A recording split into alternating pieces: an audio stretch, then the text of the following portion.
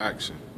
Hello, my name is Stephen Smith. I'm a student here at Jones Technical Institute. Today we'll have your manual transmission class.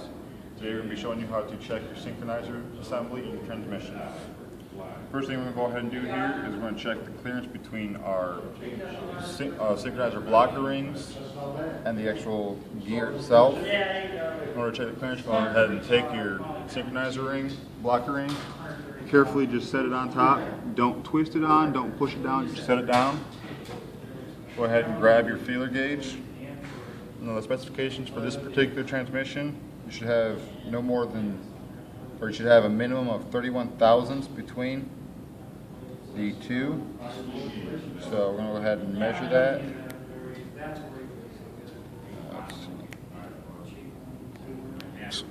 Now this feeler gauge doesn't go to 31 thousandths, but you can make it by combining two different together. We have 15 and 16, that makes 31 thousandths. So what you're going to go ahead and do is you're going to come down here and actually try and fit this between there.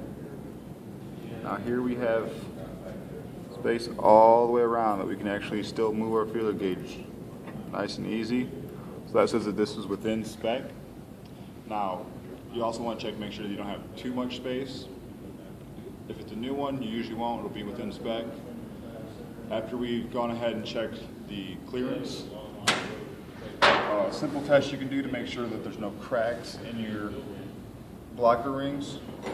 I've got a good blocker ring here and a bad blocker ring. I don't know how well you're going to be able to notice this, but a good blocker ring will have kind of a ring to it if you were to drop it on the ground.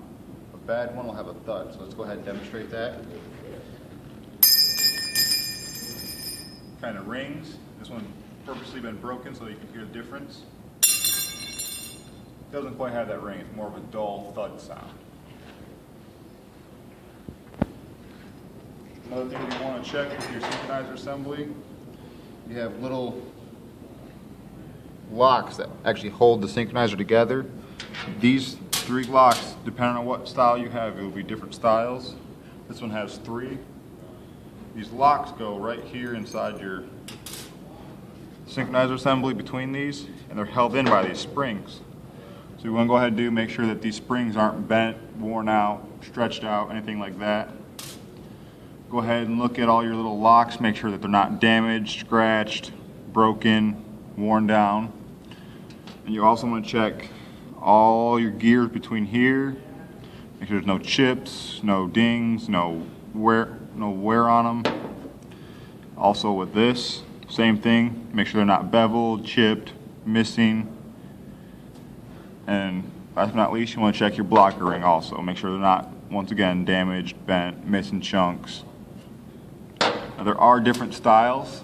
Some of these will have an actual taper to your synchronizer assembly. That is a